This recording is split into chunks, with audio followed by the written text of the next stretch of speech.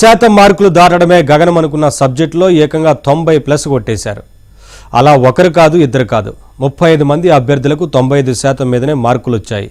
ఆ అసాధారణ ప్రతిభ వెనుక ఉన్నది బ్రెయిన్ కాదు, ఏఐ పెన్ అని తేలడంతో అధికారులు షాక్ తిన్నారు. ప్రొఫెసర్ జయశంకర్ అగ్రికల్చర్ వర్సిటీలో పేపర్ లీకేజీ డొంక కదిలితే ఏకంగా వాట్సాప్ విక్రయాలు, హైటెక్ కాపీయింగ్ బాగోతం బట్టబయలైంది.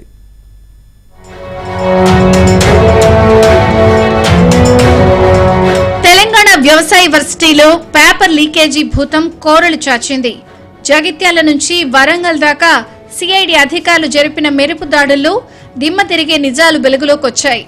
వరంగల్ అగ్రికల్చర్ కాలేజీలో జూనియర్ అసిస్టెంట్ గా పనిచేస్తున్న కార్తీక్ అనే ఇంటి దొంగ క్వశ్చన్ పేపర్లను వాట్సాప్ ద్వారా విద్యార్థులకు చేరవేస్తూ అక్రమ వసూళ్లకు పాల్పడినట్లు దర్యాప్తులో తేలింది.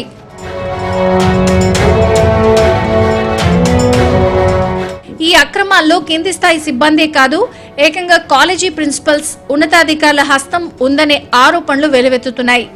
పరీక్షకు ముందు రోజు రాత్రి మెయిల్స్ కు వచ్చే ప్రశ్నాపత్రాలను మరుసటి రోజు ఉదయం వెల్లడయ్యే పాస్వర్డ్ సాయంతో డౌన్లోడ్ చేసి రహస్యంగా లీక్ చేస్తున్నట్లు అధికారులు గుర్తించారు. నిందితుడు కార్తీక్ నెట్వర్క్ రాష్ట్ర వ్యాప్తంగా విస్తరించుండటం వర్సిటీ భద్రతా లోపాలను ఎత్తి చూపుతోంది.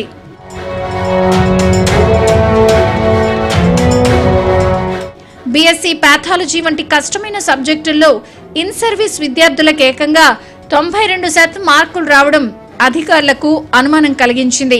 డిసెంబర్ 24న జగిత్యాలలో అగ్రికల్చర్ కాలేజీలో జరిగిన పరీక్షకు సంబంధించిన సీసీ కెమెరాలు పరిశీలించగా రమేష్ అనే విద్యార్థి కదలికలు అనుమానాస్పదంగా ఉండడంతో యూనివర్సిటీ అధికారులు జగిత్యాలకు వెళ్లి విచారించగా తనకు అదే కాలేజీకి చెందిన in service student Srinivas question పేపర్లు ఇచ్చాడని ఒప్పుకున్నాడు. శ్రీనివాస్ ను విచారించగా అశ్వరావుపేట అగ్రికల్చర్ కు చెందిన దుర్గారావు తమకు వాట్సాప్ లో పంపాడని తెలపగా, దీంతో సిఐడి అధికారులు వరంగల్లో ఉన్న అగ్రికల్చర్ కాలేజీలో దర్యాప్తు చేశారు. జూనియర్ అసిస్టెంట్ గా పనిచేస్తున్న కార్తీక్ పలువురు విద్యార్థుల నుంచి డబ్బులు తీసుకుని క్వశ్చన్ పేపర్లు వాట్సాప్ ద్వారా చేరవేసినట్లు అధికారులు గుర్తించారు. 35 మంది అభ్యర్థులు అత్యాధునిక ఆర్టిఫిషియల్ ఇంటెలిజెన్స్ టెక్నాలజీ ఉన్న పెన్నులను ఉపయోగించి హైటెక్ కాపీయింగ్ కు పాల్పడినట్లు తేలింది. విద్యార్థుల వ్యవహారం చూసి దర్యాప్తు అధికారులే విస్తుపోతున్నారు. ప్లాంట్ పెథాలజీ అనే ఓ subject, third year plant pathology సబ్జెక్టులో ఇన్ సర్వీస్ స్టూడెంట్స్కు అబ్నార్మల్గా హైయెస్ట్ రావటం అనేది మేము గమనించినాం. అది మాకు తెలుసు, చాలా టఫ్. అంటే మెడికల్ విద్యార్థులకు ఎనాటమీ సబ్జెక్ట్ ఎంత టఫో, అగ్రికల్చర్ విద్యార్థులకు పెథాలజీ పేపర్ కూడా అంత టఫ్. గోల్డ్ మెడలిస్టులకే 80-85% రావడం చాలా కష్టమైన ఈ సబ్జెక్టులో 90-92 ఎట్లా వచ్చినాయి, ఎలా వచ్చినాయి కొద్దిగా మాకు అక్కడ అనుమానం వచ్చి మేము అక్కడ ఏమీ మాట్లాడలేదు. తిరిగి హైదరాబాద్కు వచ్చిన తర్వాత ఆ ఎగ్జామ్ 17 నవంబర్ నాడు జరిగిందని చెప్పడంతో ఆ ఫుటేజెస్ మేము తెప్పించుకొని చూసినప్పుడు ఒక వ్యక్తి ఒక విచిత్రమైన పెన్నులో చూసుకుంటూ ఓఎంఆర్ షీట్లో పెట్టడం అనేది మేము గమనించినాం. క్వశ్చన్ పేపర్ చదివి ఓఎంఆర్లో ఆన్సర్ చేస్తారే తప్ప ఒక పెన్నులో చూసుకుంటూ పెడుతున్నాడు. సో అక్కడ మాకు డౌట్ వచ్చింది, ఈ పెన్ను ఏమిటి అలాంటిదని మేము పూర్తిగా ఒక విచారణ కమిటీ చేసినప్పుడు. లీకేజీ వ్యవహారంపై varsity vice chancellor Aldas Janaiah serious అయ్యారు. అక్రమాలకు పాల్పడిన 35 మంది ఇన్ సర్వీస్ అభ్యర్థుల అడ్మిషన్లను తక్షణమే రద్దు చేస్తూ వారిని బ్లాక్ లిస్ట్ లో చేర్చారు. క్లర్క్లకు, అవుట్సోర్సింగ్ వాళ్ళకు కూడా చెప్పటం, ఆ కాన్ఫిడెన్షియల్ ఎగ్జామినేషన్ సెల్కు మొబైల్ కానీ తీసుకుపోకూడదు, ఇంక్లూడింగ్ ప్రిన్సిపల్ కూడా తీసుకుపోకూడదు, మొబైల్స్ను అలో చేయటం. సో ఇక్కడ క్లియర్గా నెగ్లిజెన్స్ మా వాళ్ళది ఉన్నది కాబట్టి మేము మా వాళ్ళని కూడా సస్పెండ్ చేసినాం. దాని మీద బాధ్యత.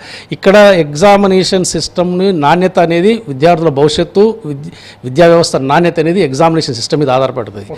దాని మూలాలకే మనకు ఇంత ముప్పు జరిగింది కాబట్టి ఎంత పెద్దవాళ్ళు ఉన్నా మేము వాళ్ళతో అట్లా ఇక్కడ మేము సహించేది లేదు. కాబట్టి ఒక ప్రిన్సిపల్తో పాటు ఒక 3 సిబ్బందిని కూడా మేము అసిస్టెంట్ ప్రొఫెసర్లను కూడా అకాడమిక్ ఇన్ఛార్జ్ని కూడా మేము సస్పెండ్ చేసినాం.